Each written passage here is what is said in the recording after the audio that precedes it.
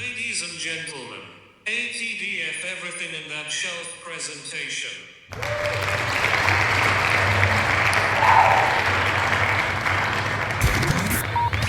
You're now rocking with TDF everything. Spoiled rotten.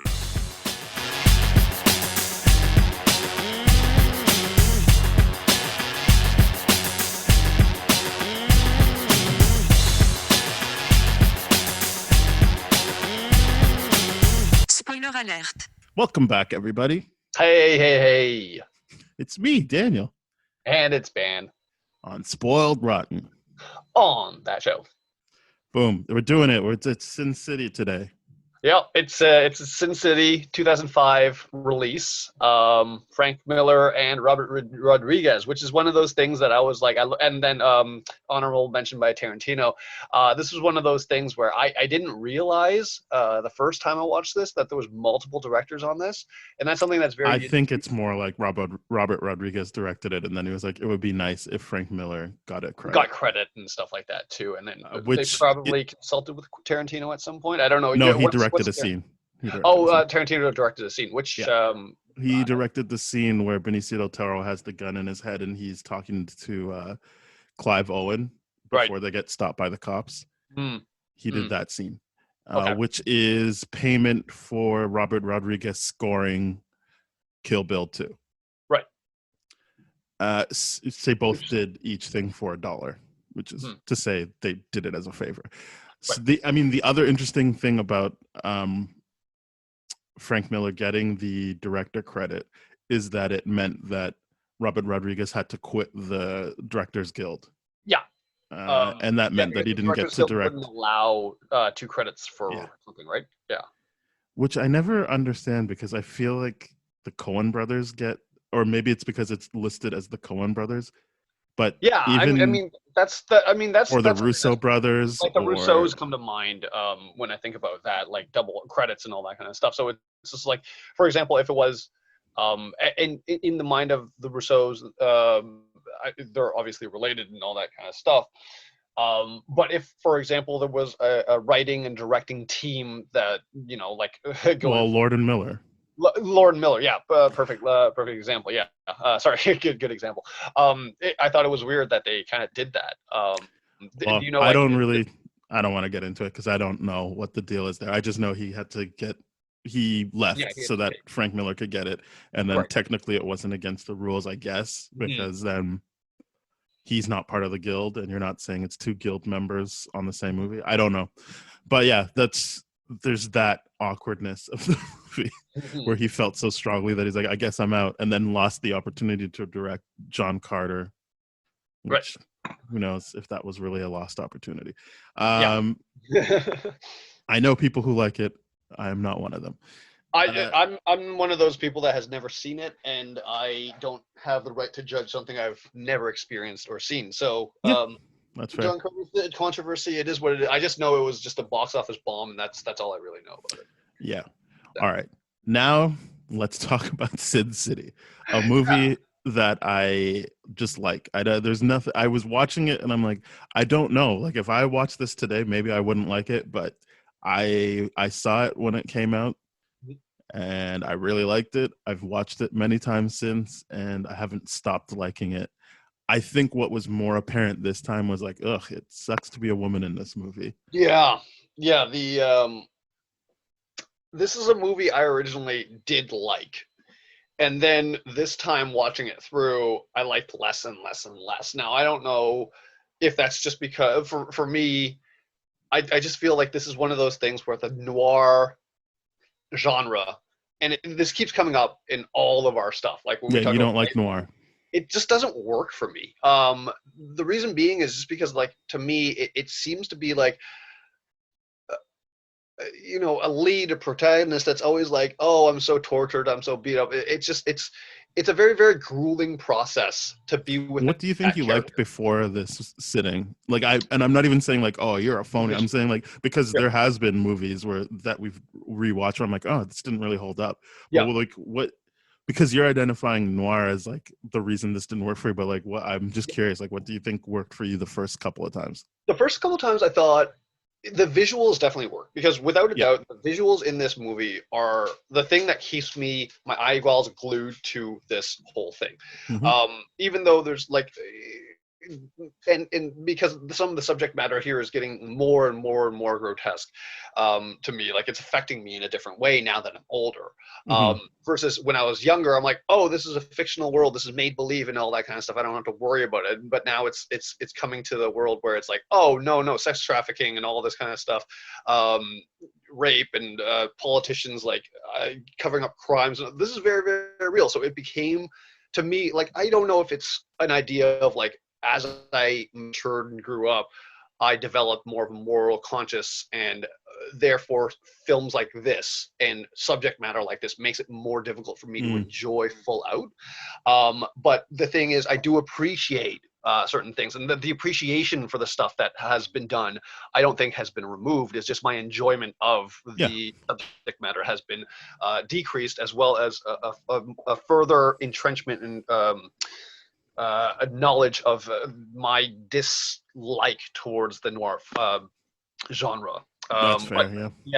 To me, when I was younger, I think I identified and liked this movie a lot because it was like, oh, okay, this is a guy that's like, he's going through the torture, he's going through the mill and all this kind of stuff, and then he's gonna get he's still gonna do the right thing. I thought there was something really, really cool about that. The idea like the world can beat you up and everything like that, but many characters, as long as they continue to find their motivation, they continue to keep going, and they continue to do what they think is right by the world. And Bruce Willis is one of those characters, and so is Clive Owen and all that kind of stuff. So those parts are really, really cool to me, how those worlds conflict. And seeing now the very, very effective acting by Benicio del Toro and how he abuses his police power and all that kind of stuff makes it so it's like, oh, this is a hard thing to swallow, because I personally know people where that has been their life experience, and it makes it so much, it makes it like, you can't, it becomes a harder thing to enjoy for me personally. So a lot of this is going to have my personal biases in it, and I fully acknowledge that. But I think I like this the same way, not to the same degree, but the same wish fulfillment as Django, of all the things they're talking about. The people who are perpetrating them like really get fucked up by the heroes, and I think that it is a nice cathartic moment each time for each of them. There's three main storylines. There's the Marv one with Mickey Rourke. There's the Hardigan, or whatever his name is, with Bruce Willis. And then there's Dwight with Clive Owen. And each of those guys gets beat up or whatever, but they all get a moment to like really fuck up. I think what I like about the Dwight one more is that he actually has the women along with him. They're like equals in that one. I think in the other two, it's kind of like, oh, those are just the damsels in distress. And like, even like Marv like knocks out Blondie so that she doesn't get to like be a part of like revenge for her sister. I didn't like that, but I like the Dwight one this time around more, because it's like, well, at least like his plan hinges on the help of, and like for him, he's like, no, this is their world, like I'm gonna use what they know to like win the day. And I liked that. It sucks because it's like, it doesn't suck, but it's like women don't get to be seen, other than the Carla Gugino character who's a cop. The women are in the sex work, or they're in sex work, and that's fine, because I get the sense that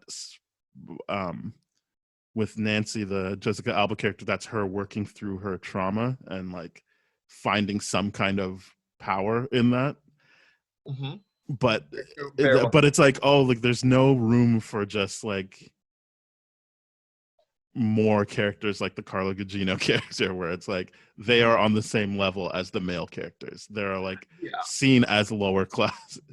But then there's the town of sex workers, and it's like they won. They were like, no, we beat off the cops, and we can control ourselves, and we have autonomy. So I do like that element of it, and that's kind of what I like about the Dwight stuff. But ultimately, yes, it's a bunch of people who are oppressed getting to see their oppressor like torn apart, like literally torn apart and like dismembered, like the Benicio del Toro Jackie Boy character, like he is continually like taken apart throughout the movie.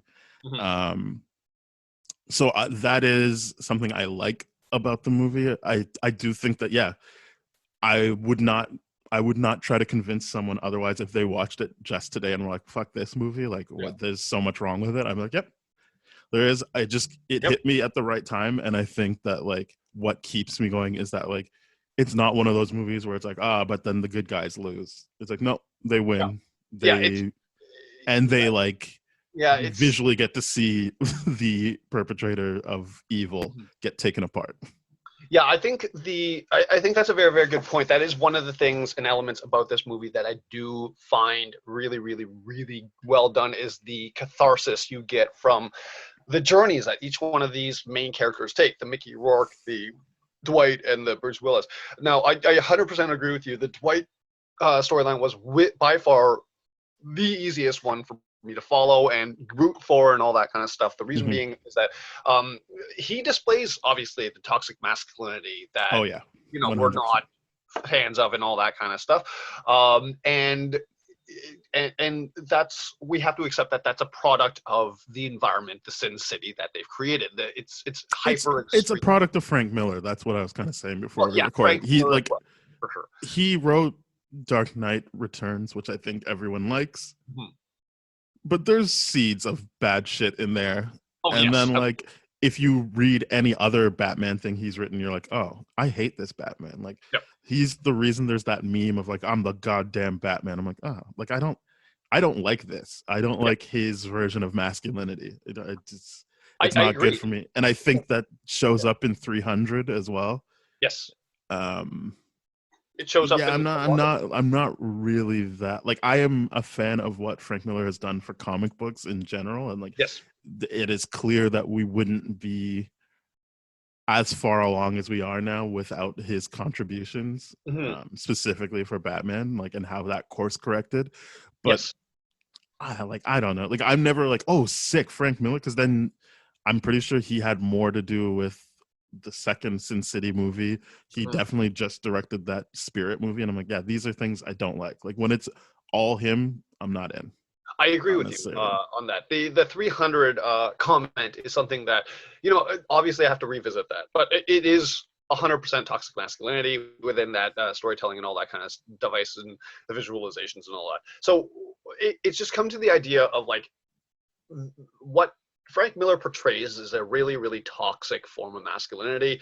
And that was, I guess, representative of the time that he was at, or the stories that he wants to tell and all that kind of stuff. But to me, one of the biggest things is this story angle, this perspective, this view has been done so many times. And it's a point that is, I feel personally, not good for our society anymore. And we need to kind of move beyond that in a way where it's just like, no, can we show characters like Clive Owen that are toxic in their masculinity, but at the same time have the ability to change their ways and adopt to a system that is, I'm not the man here. That was what I loved about the Clive Owen character, was he was like, no, I'm the man, I'm doing this and all that kind of stuff. But when he got there, he's like, yep, I'm not. The power shift was very, very clear. He's like, if I'm not helping these women or whatever, then I know what the result is and all that kind of stuff.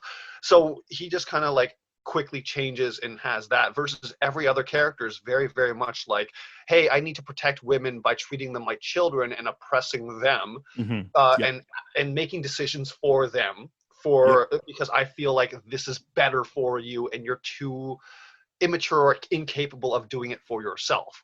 The best example being how Bruce Willis executes himself after he sends off Jessica Alba and all that kind of stuff. It's one of those things where I'm like, that is the height of toxic masculinity. The idea that you think you're doing something good, but you're really just hurting yourself and hurting other people around you in order to achieve that. So it's dated to me, heavily dated, this portrayal of masculinity. I mean, that part, you're right, is by design, because they are trying to copy very specific movies and tropes. Yes. I think you're right that is the main problem, and I think that is also why I'm able to appreciate the movie, is that I can see this as like nobody. Well, I don't know about Frank Miller, but I see this as people being like, we are aping the movies people used to like from like the 40s. That's what's happening here.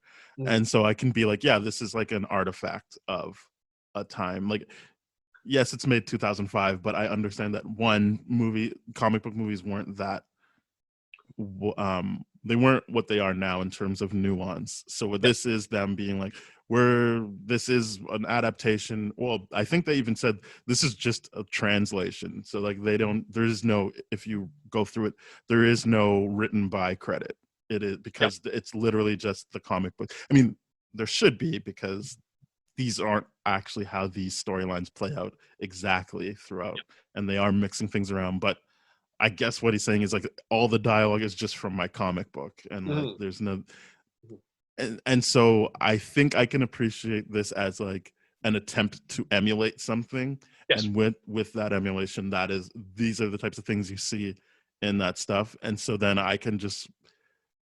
I mean, I don't have to agree with it, but I can be like, all right, I understand visually what they're doing here. I like the three protagonists, like in terms of they're engaging enough for me to be like, I don't turn off. Like, it's not like The Punisher. I think that's what I was thinking about during this movie is like, this isn't like The Punisher where I'm like, oh, like, I just don't, like, he is what he is. I don't care. And I think that also helps that this is a movie and not a TV show, is that you can afford to be like, well, and more than that, it's like 3 short stories turned into like one movie. So like it's even less time prolonged with these like toxic characters. It's just kind of like, they are who they are. They're they're not going to change, but at least they're going to get the bad guy in the end. And like I can enjoy that element of it. Yeah, I agree. I agree with a lot of those points, because the 3 primary stories that they were telling through this, it made it in a way where I wasn't sitting with the characters' self-loathing, their issue for such a long time, right? And when I was watching this movie, the movie that I was thinking about the most was Blade Runner and Blade Runner 2049. And just thinking the entire time, those movies are visually beautiful. And I love them for their contribution for what it is. And the imagination of putting noir in a kind of futuristic society was visually a very, very exciting and cool idea. But that is where my enjoyment of Blade Runner ends, because then we have to sit around with Harrison Ford or Ryan Gosling for like 2.5 hours while they're just being like speaking my language, baby. Yeah, they're just being mopey, they're being like whatever, and I'm like, why is this interesting to the why is this interesting to the audience? It's not interesting to me. I don't identify with it. I don't identify with people that are constantly dealing with a situation and not doing anything to change it, and just allowing them to well, I mean, what I like specifically about what you're talking about is they don't know if they're human or not, and so what you're watching is them either trying to feel some kind of heightened emotion or like grapple with that. And I especially like it in the Ryan Gosling performance, maybe because that's the last one I watched, but like just I really like that element where he has some kind of hope that he's not a replicant, and he's like, oh, this is how I find out I'm a real boy. And like just when that's taken away from him, I think it's way more dynamic than you're giving it credit for. But I also understand you don't like noir, so you might be just put off. No, anyway, I think those performances are way more dynamic than what's going on in this movie, right? Because there is something at stake outside of, are they going to get the bad guy? There's an internal struggle there, and they are actively engaging with it, as opposed to us being like, well, this is just who it is. And again, I like that about Sin City. I like that it's shorter, because then I don't have to. The only thing is, then it becomes like by the time we get to the Dwight stuff, I'm like, oh, I feel like the movie's done already. Like, it's like stuff comes too late to me. And the Dwight stuff is like second, because it doesn't end with the Bruce Willis stuff. It ends with the Bruce Willis stuff. Yeah, and I'm like, oh man, we still have to do the Bruce Willis stuff. It really depends how you consider what story. I'm just talking about who dies when. So like the yellow bastard dies last. Yellow bastard dies last, but what we see is the final. All scene, of them are kind of running simultaneously, but I'm talking about the conclusions. What's his the Gilmore Girls person? Like that's the final scene that we get. Right. So, but I feel like that's a bookend. I don't feel like that's like time. I feel like that's like we started with Josh Hartnett and we end with Josh Hartnett. Case closed. Like I feel like if this was made modern day, that scene in the hospital with her would have probably been like a mid-credit kind of thing. Maybe. Because I liked it. I forgot that it happened, and I liked it because I was like, "Yeah, fuck her. I don't like her. Why would you go against your people like that?" And then she got what she deserved, and I was like, it was like just continuing. Like, and what was nice about it was, she's gonna die, but you didn't have to watch another woman suffer. You just can be like, "Yep, there we go." That was I was really, really, really done with watching women suffer because like this is just a movie that's really it's rough towards women. It's bad. It's bad. I don't like it. I don't like that element, but like as I said, there was nothing done to make me be like, I like this movie less. I was just like, I see what's wrong with this. I don't know if I would like it as much because I did not like A Dame to Kill. And I can't even tell if it's a worse movie. I just think I saw it later in life and was just like, this was too late. They should have done this earlier. Maybe capitalized on people being in that mode. Because it's like 9 years later. Yeah, I agree with you. It's very tough because when A Dame to Kill for the sequel was released, I got really, really excited because I remember I'm like, I love Sin City, and then I watched it. I was like, wait, hold on, did I? And then I didn't actually watch Sin City again until now, and then I was like, wait, I don't think I like this anymore as an adult. Right. But I can appreciate what it was doing for me at the time when it was originally released. I think, another thing I should definitely mention is I think I said that Jessica Alba is good in these movies, and I think what I realize is she's just not noticeably different than anyone else. Everyone's doing the same like weird muted thing, and like almost like they're throwing away their lines and not taking it seriously. Other than Benicio del Toro, I feel like he's the most. I like Mickey Rourke and Benicio del Toro in terms of like people who are like, and Brittany Murphy. Sorry, so there's three people I think are like really popping even within the like. I don't think anyone's like way off with what they're doing. I think everyone fits whatever they're trying to accomplish in terms of the vision for this movie. And I think that's kind of where I was like, oh, like this was better for Jessica Alba than Fantastic Four, because in Fantastic Four you're just like, ugh. And then you hear why. But this movie, I'm like, I think at least this was a smart choice to get her, because she, whether or not it's intentional or not, she fits the like tone for this. But I think in that tone, Brittany Murphy, Mickey Rourke, and Benicio del Toro are actors that like kind of rise above it a bit, and you're like, oh, like they're doing a good job even within these limitations. Yeah, and for me too, Rosario Dawson really had a great kind of thing, because I think she gets the closest to me for like, you might be going a bit overboard. Really, because I really liked Rosario Dawson. I think visually she's cool. I think that it doesn't quite, and I think Brittany Murphy could have come off like that, except for that I'm like, I know what trope she's doing, and I feel like she is anchored in that trope. She does that trope very, very well. Whereas I can see Rosario Dawson, I'm like, I can see you trying to do that, which I shouldn't see you trying to do it. I think it should feel as natural as the Brittany Murphy thing. Gotcha. I for me, Rosario Dawson's character worked out really, really well, just because, yes, her performance was animated. It wasn't as subtle or nuanced as Brittany Murphy's was in the trope, but to me, the Brittany Murphy role was probably a little bit easier, having had that role been done so many times and before, versus Rosario Dawson's role here is relatively unique, being like this like warlord of like slum. I don't agree with that. I think that they're both doing tropes. I think maybe you haven't seen enough movies with the trope that Rosario Dawson's doing. Yeah, that's what my thing is. Like, I haven't seen enough movies with that. She's the like sex bot, like violent woman. Like that's just a thing. Yep. Whereas Brittany's like the hard done by girlfriend. Yeah. They're both doing something that has happened way before them and will continue to happen after them. But I do think that I think having seen Brittany's work and Rosario's work, I think that's what informs it. Is less have I seen other people do it? It's more what have I seen these two actresses do in the past versus what they're doing here. And I'm like, oh, like you were able to harness what you do well, Brittany, a bit better than Rosario. I feel like Rosario is stronger than what actually happens in the movie. Like, yes, she looks strong, but like the more you like break down what happens to her in the movie, it's kind of like she's dismissed until Dwight gives her acknowledgement.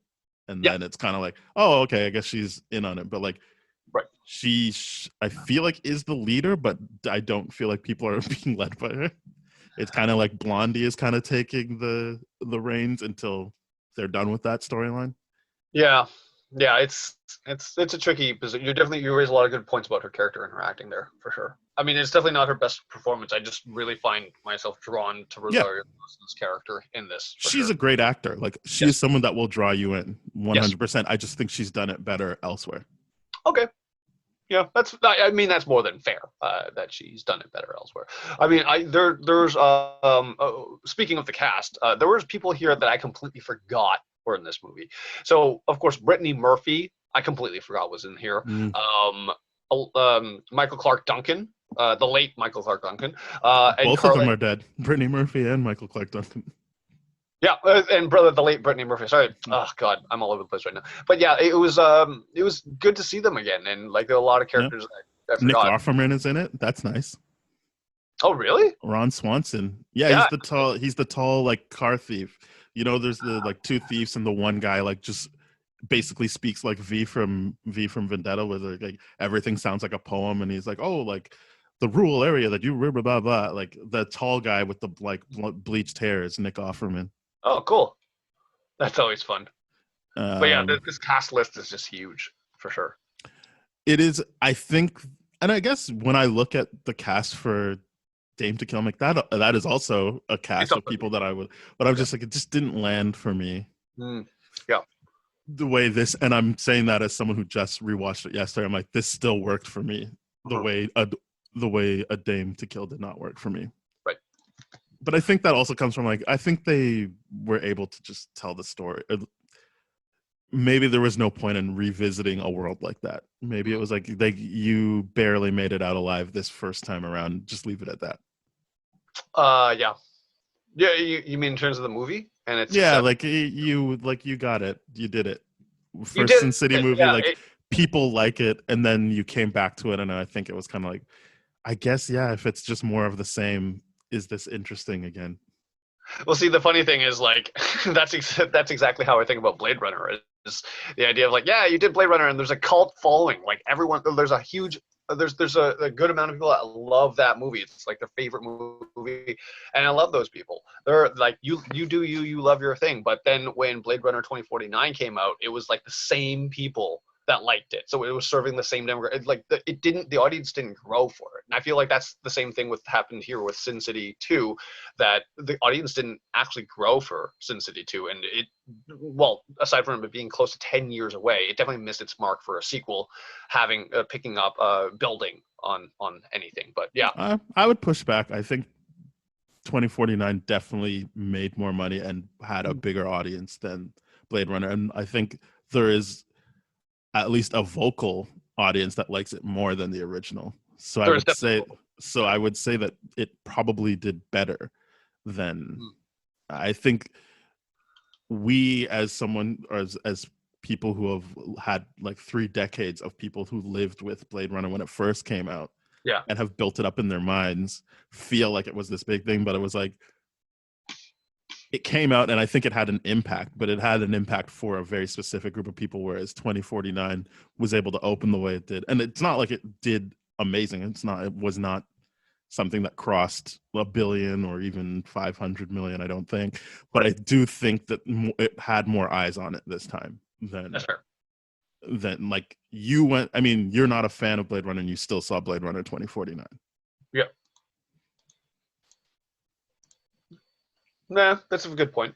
I mean, the visual, like I said, the thing I can't deny that I love about Blade Runner is the visuals there. Yeah. The visuals are absolutely fantastic. I mean, just they're like Sin City, especially 2049, because it's like, oh, you think that's cool? That's a picture of San Francisco right now. With in reference to the wildfires, fires. I don't know when this is going to air, but yeah, it's going to be so long after that. Yeah, so. That whole coast might have been burnt down, and we might be living the plot line of Escape to L.A. Yeah. Anyway, I think. Yeah. Sorry, what? No, getting back to this, I mean, this movie in itself, so Sin City in itself. Oh yeah, I forgot Elijah Wood and how creepy his character is in this. Yeah, he's real creepy. I'm glad he got fucked up. Yeah. That's funny. They're like, he wasn't even cast by the time Mickey Rourke had finished shooting his stuff. Because I was like, oh, at least they got to fight each other. I'm like, nope, they never met. Oh, wow. There's like a couple of, like, I think Jessica Alba and Elijah Wood were like late additions to the cast. So like, and also Brittany Murphy shot everything in one day. Oh, wow. So there was a lot of like, I'm sure a lot of trickery that had to be done to get this to come off like where I never question whether or not people are in the same scene together. Yeah. Yeah, it's always weird when you hear stuff like that, where when Thor and Jane Foster was actually his wife instead of Natalie Portman. Yeah, but I feel like if I look at that, I'm like, oh yeah, that's not Natalie Portman. Yeah, I mean, to me, it is what it is. It's different to film like a whole arc without the person that you're like acting. Yes. Yeah, as opposed to a stand-in, 100%. Sure. Yeah, no, this movie is definitely very, very interesting. But yeah, what I was looking up the actual names of the stories that this borrows from, but now I've lost it. So I've got The Customer's Always Right, The Yellow Bastard, Hard Goodbye, The Big Fat Kill, and The Customer's Always Right and Yellow Bastard have part 1, part 2. So it's essentially those plot lines. Yes. Hard Goodbye, Big Fat Kill, and Yellow Bastard. Yeah, you're right. Yep. So yeah, 4 kind of, and they do reference A Dame to Kill. There's like lines from that in this. Yeah, it is a hard movie for me to defend in that sense, because I'm like, hey, yeah, I don't agree with a lot of stuff that happens, but I think what helps me have that cognitive dissonance is something. It's like an old movie and it's trying to ape stuff from the old movies. I mean, but the medium is a message, and I'm like, I don't know where Frank Miller stands on a lot of stuff. He might be. It's true, and highly problematic. And same with Robert Rodriguez. I don't know. Like I know that he's done some questionable things in the past, but I did like hearing. I think we said it before we started rolling. Like, I did like that he stuck up for Jessica Alba when she was like, "No, I don't want to do nude scenes." So it's not even like they did body doubles. It was just like, no, her character does not appear nude at any point. Yeah, and that was like, he was like, there was no need for it. Yeah, like that's not the point of your story. So, okay, we will make that. I'll gladly make that change for you. Yeah, that's. I mean, I really like hearing stuff like that. For sure. I just. I think I wanted to talk about something that I forgot. Oh yeah. So, to me, with this movie being done in this way, reminiscent of the time or the era it's trying to reflect or something like that. And when was the original city of like Sin City originally done? Like the graphic novel or the comic book or whatever? I just want to be clear. It's not that I think it's trying to emulate a certain time in history. I think it's trying to emulate a certain kind of movie. Yes. No. Sorry. Yes. Thank you. I thank you for that correction. Yeah. It's when was this done? Because it's just one of those things where I feel like now when we re-explore the early comic book movie kind of stuff, and we see more dedication to comic book accuracy in terms of storylines and characters and castings and all that kind of stuff. It's just one of those things where the more and more we review these classics, the more and more I do not care about them having comic accuracy for a lot of different things. It's 91 to 2000. 91 to 2000. Yeah. Okay. So yeah, the less and less I care about comic accuracy. Now, the reason being is because I'm like, okay, well, we already have this medium. We already have the content that is this way, that displays these stories and tell these stories and all that kind of stuff. It's now time to explore something a little bit different. I think the society and revenue and all that kind of stuff is really, really dictating that, with how box office hits are being dictated in the MCU, and which characters are leading those stories and all that kind of stuff. So I think the world, although there is that very, very vocal fan base that's like, no, we want comic accurate everything, like the Ancient One should be this and all this kind of stuff. It's becoming a point where I'm like, yeah, I don't care about the comic accuracy stuff. I do like, though, when there's like elements of visual nods, like and Easter eggs for comic book accuracy, or like costumes for comic book accuracy. But I think the Russos do that well. Yes. And I mean, I'm not the biggest fan of Snyder films on the whole, but I think he does that very, like, if there's one thing he does well, it's bring a frame from a comic book to life. Yes, he does that very, very well, and I love that. I celebrate that for Snyder, for sure. But it's just one of those things where I'm definitely seeing less and less of a desire for comic accurate representations of, like, have it just be what happened, which is what this movie is. Just take it from the page and then put it on the big screen. Exactly. There's no interpretation being done. There's no like there's artistic. no. It is artistic to get it done, but like, you're removing the writer's brain and just being like, no, just do it. Just do it that way. Yeah, and that's to me what is one of the things about this is like, it's just like, here's the source material, copy it, adapt it, whatever, as opposed to be inspired by. And I like the idea of being inspired by now. So the idea of like having a Captain America that is, very much more interesting than I thought would be. Mm-hmm. And it's because they took his character and was inspired by it and took him in, put him in modern day society, as opposed to being they made a logical leap of like what would work today for Captain America. Yeah, and I, from comic book fans and everything like that, I've never heard someone complain about that not being Captain America. I have. Have you? Yeah, I mean, I don't want to like. I think as two people, you and I, two people who don't care for Captain America, it's easier for us to be like, oh, this is a change they made, because people attach their identity to certain things, and if you grow up with it and that is something important to you, that's the fair. Same way that like, and again, like, it's not something I would like vocally be like, this is the worst, but like, yeah, if you change stuff about Batman, I'm like, what was the point then if you're gonna call him Batman? But like, I do think, but like, I understand that there's that attachment to a character where you're like, oh my goodness, they're finally doing it, they're gonna do my character, and then you get something different and you're like, oh, all right. I mean, should you be able to be old enough to be like, all right, this is the film version of this and I still have the version I like? Probably. Yes. But I understand the initial reaction of fuck this, and this makes me mad. And the person I heard that didn't like it, it wasn't like he was like, I'll never watch again. He specifically was like, yeah, this is not Captain America. This is not how he functions, but he still likes the movies. And I was like, yeah, because you have the version you like. You can always go read that version or revisit whatever text it is that like had the version you like. Yep. And that is kind of how these things last for so long, is the different iterations of them. Yeah, I agree. So yeah, it's going to be very interesting to see, the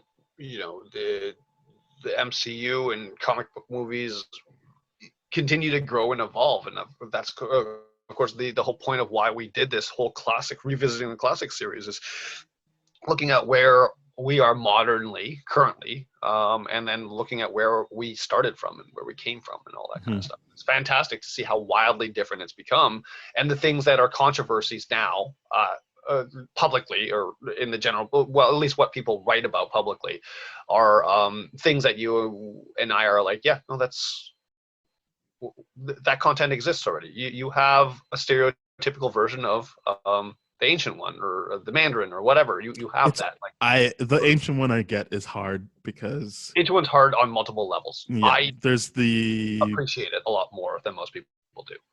Yeah, I get the being upset about the whitewashing there's no like, I'm not here to like try and convince someone they shouldn't be mad about that. Yeah. I get that Marvel made a political play to be like, well, if we need this to play everywhere, then we're not going to get into the whole China Tibet thing. Yep. True. So I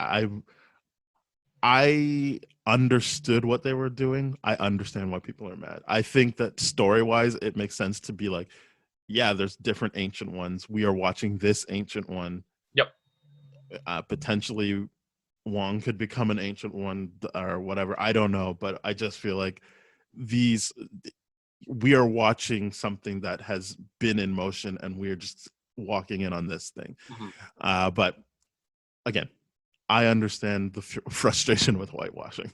Yeah, it definitely is the case. But yeah, Sin City. I mean, two things I thought were interesting is that it has Jessica Alba, who same year is in Fantastic Four. And it has, speaking of Blade Runner, Rutger Hauer, who is in that. I mean, he's the big replicant in that movie, and then he was in Batman Begins that year as well. I'm like, oh wow, like double duty comic book movies, and I'm probably missing other comic book movies that came out that year, but like it was interesting to hear like, oh yeah, they didn't even have Jessica Alba by the time like certain people had filmed their stuff. And I'm like, it makes sense. I guess she was on another set. I didn't realize that at all, actually. Yeah. It's pretty crazy how stuff like comes together in editing. Yeah. Very, very cool. But yeah, I don't really have this is a short one. I do not have more to say about. Yeah, no, this is definitely, and this is one of my fears, is that it's going to be a short one because, yeah, it's just the noir genre that I just don't connect with. But I will say this was the best, and still remains the best example of, best case of a noir film that still captures my attention and that I want to watch. Because it's like the short story form, right? Like you don't have to like, sit it's because it's a shorter format. I don't have to deal with a character being like, oh, look at my self-loathing that I'm gonna drown out with like substance abuse and all that kind of stuff. It's because of stuff like that. It's just it's hard to be with a character that gets continually punished so much. But to your point, it does make the catharsis of that payoff, of that brutal revenge that they get, so much more satisfying. Yeah, like especially when I think about the Bruce Willis line of like, I remove his gun I remove his weapon and he takes the getaway. Then he's like, I remove his weapon again and he's like taking his dick off. And I'm like, I thought you shot that off earlier. But like, I like that kind of stuff. I think it's a movie that like the voiceover stuff, like the narration. I'm not the biggest fan of that overall, but I feel like it works really well with this. I mean, it's a comic book movie. That is usually what happens. You're getting narration from some disembodied figure, and like I like how the narration works with the visuals of stuff in this movie. There is a bit of poetry to it, so I do feel like it is an interestingly put together film that way. I agree. I do agree with that. The short story format, it definitely helped sit with these characters a lot better, and it has a more positive taste in my mouth than most other noir films, for sure. And you're right, the narration here, it's cheesy, but in a way that works really, really well. Mm-hmm. You know what I mean? It's like it doesn't, because of the black and white visual nature of it, it's just like, okay, yeah, we're reading a comic book, or we're visually seeing a comic book, which is what I think this movie does very, very well. And that is one of the biggest pluses of this that I will celebrate, is that it makes you feel like you're watching the comic book.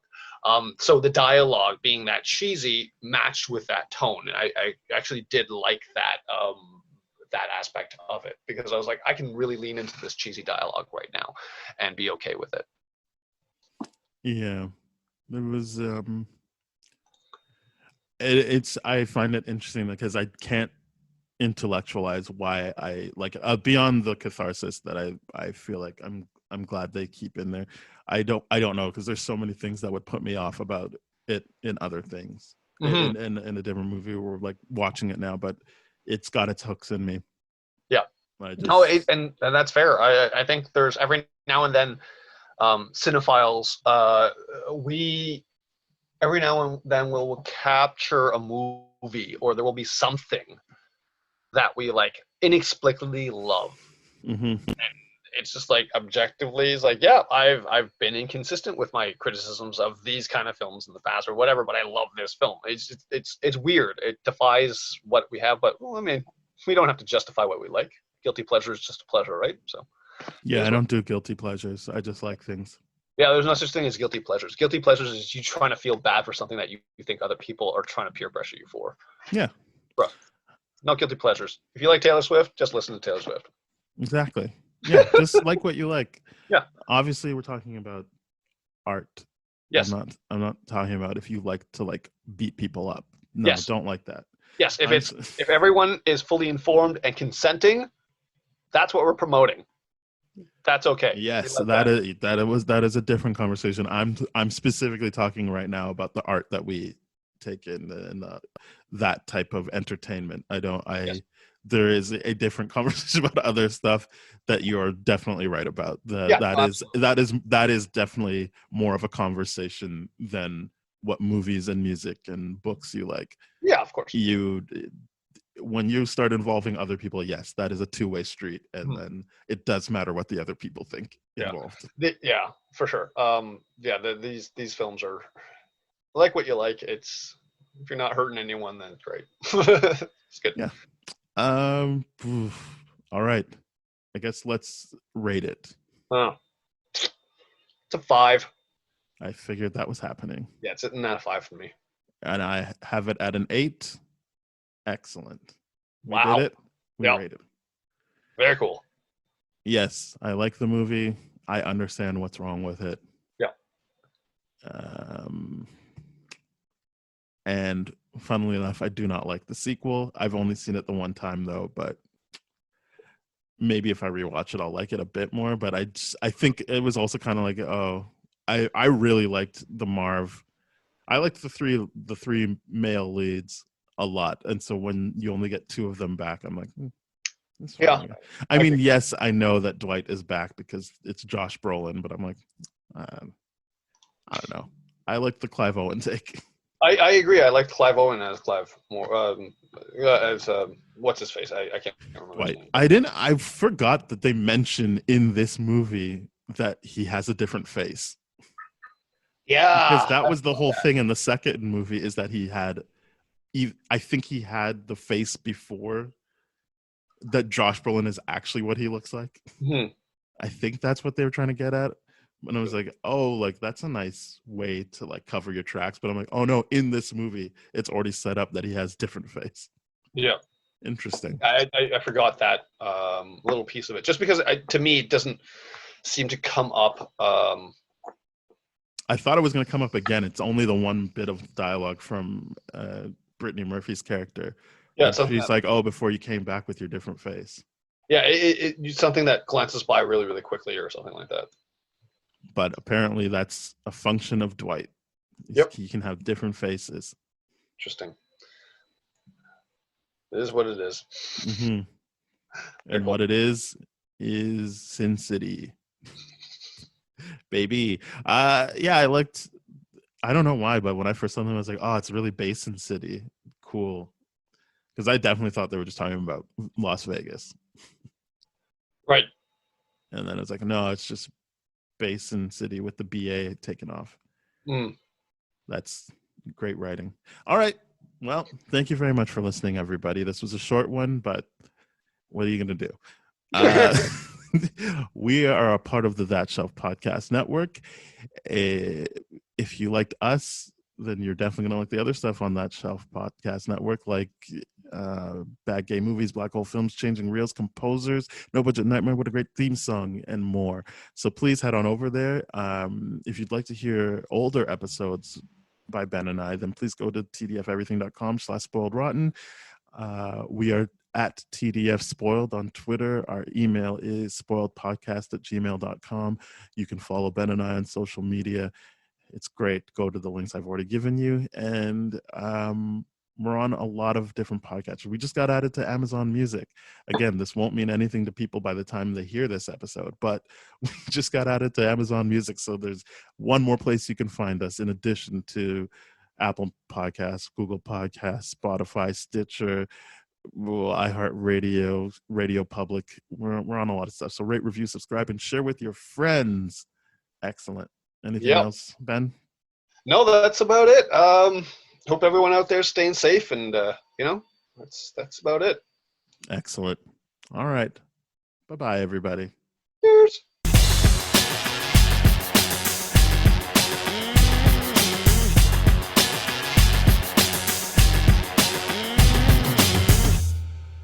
This has been a TDF Everything production, brah.